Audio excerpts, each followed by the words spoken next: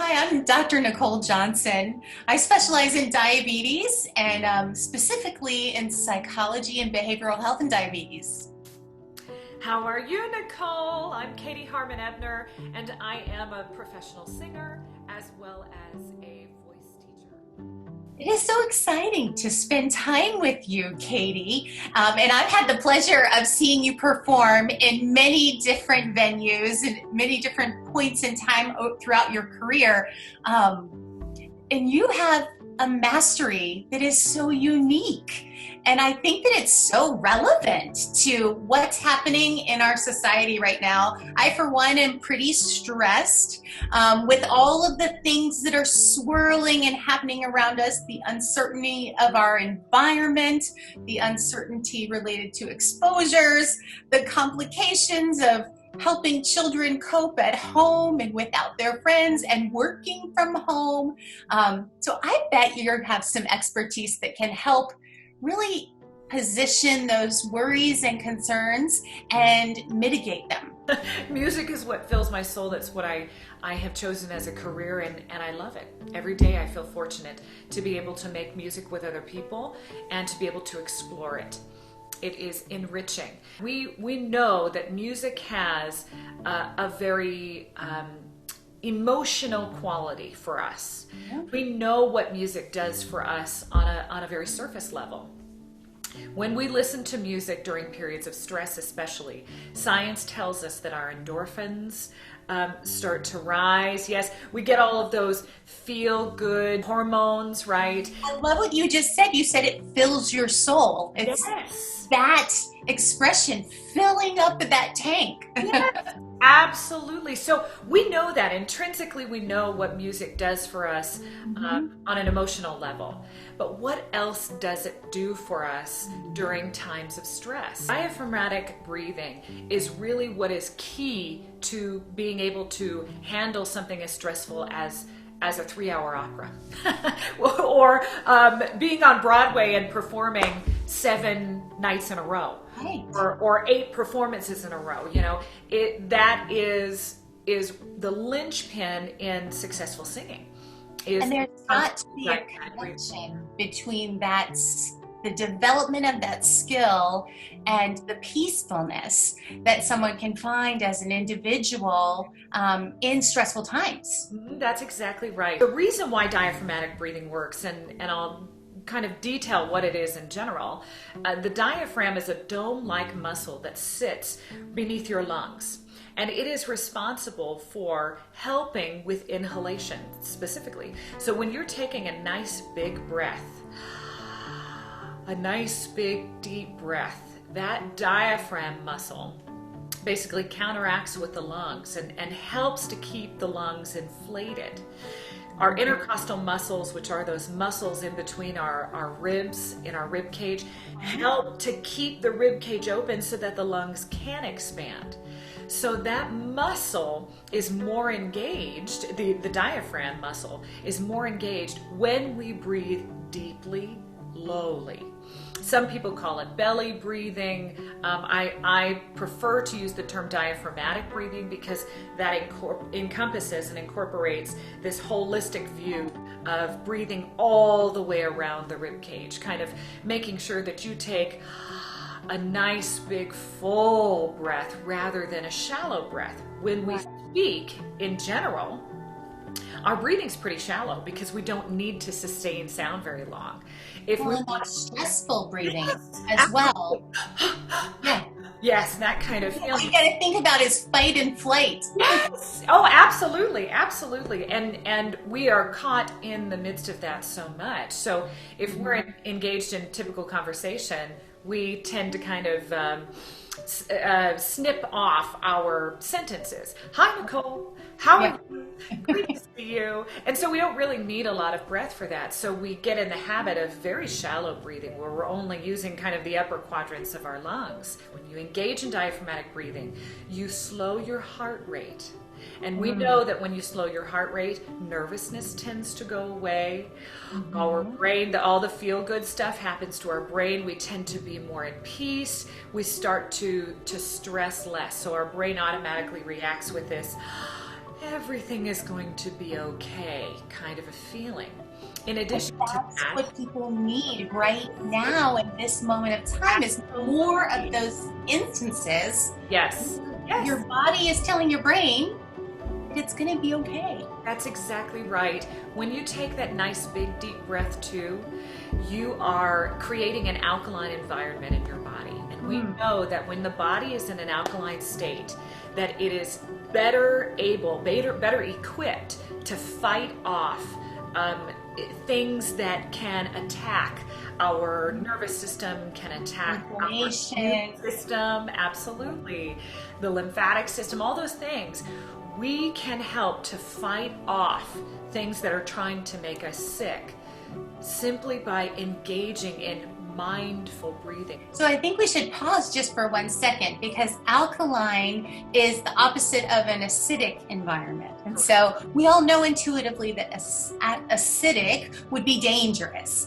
So I just wanted to paint that comparison. And then as you were talking about in a mindful state, we should touch on the philosophy of mindfulness. And one of the core philosophies there is being present and being in the moment, not being 10 yards ahead or looking back 10 yards, but being in the right now. And breathing is an important skill to develop to discipline yourself, your body, your mind, and your spirit to be present.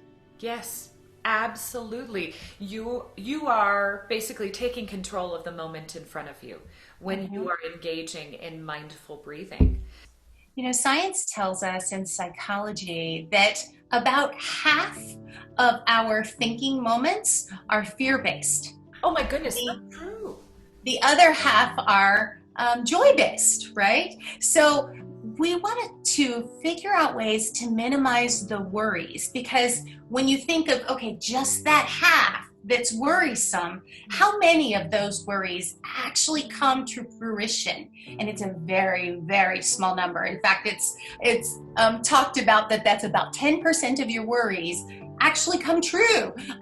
So that means we're wasting lots of time and energy, space, and risking health if we're focused in a worry state. And that's why I think this conversation of the connection between music and the discipline of music and medicine is so very relevant. One of the other really positive components of utilizing music during this time is that when you engage in something like music, you are engaging in a disciplined act constantly. When you are learning a song, singing a song, you are having to maintain a very focused sense for quite a long period of time.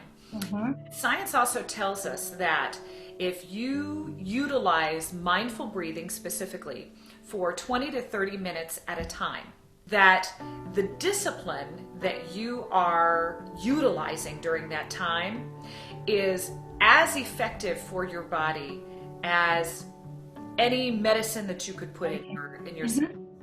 Doing that can have a ripple effect on the efficacy of everything that you do for the rest of your day. Yes, well, and the other things that we know from the psychology literature is there is incredible value in maintaining routine, regardless of what's happening around us. So whatever that routine is for you, you must decide that. But maybe it's waking up at the same time. Maybe it's isolating different segments of your day to do different things that you know you need to do. In fact, in my kitchen, I have 2 pieces of paper that have been taped to the wall for the last month. And one is things we have to do, and the other one is our fun list. And they're all things that we can do here at home. And so we check through and we do the mental mind check sheet every night. We do all the things we had to do. So which fun things can we choose from this list to explore today?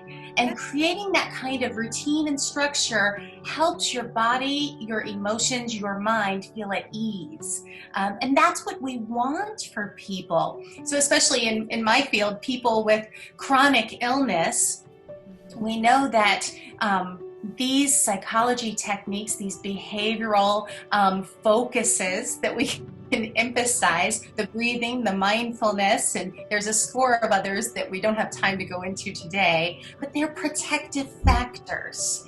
Because if we can worry less and be content more, then our blood pressure goes down, our inflammation goes down, our mental acuity stays sharp, our emotions maintain that high serotonin level, and in blood sugars, like with my diabetes, my blood sugars are more well managed. And in this COVID-19 crisis, you hear diabetes mentioned all the time as a issue of concern. The reason that's an issue of concern for people is if they have high levels in their blood sugars, because that's what puts you at greater risk of secondary infection or poor and negative outcomes. So all of these things collected together are so very important in building our set of protective factors and actually making us more resilient as people. And actually, I think that's the greatest gift maybe that we'll be able to take from this experience is, wow, I learned that I could do it. I learned that I am resilient. I learned that these things make me happy and fill me with joy. So I'm going to invest more time there. So those are some positive takeaways. I agree. Completely agree. Oh, I love that, Nicole. I feel better already. I pulled something for you. Paraphrase. It says something like music shakes the dust off of life. So it's the beautiful fabric or cord that pulls you through.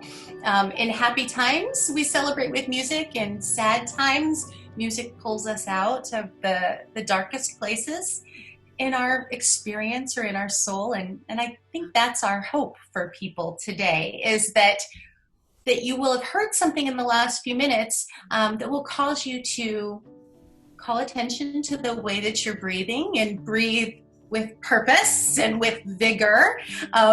That you'll think about the mind-body connection, and that maybe you'll explore some of the talents that you might have that you have to dust off a little bit during this time where we have a bit of a gift of time, and reintroduce music into your life. And if that's not your God-given talent, that's okay. You can listen to music or find other ways to fill your soul and bring about some of those happy, positive feelings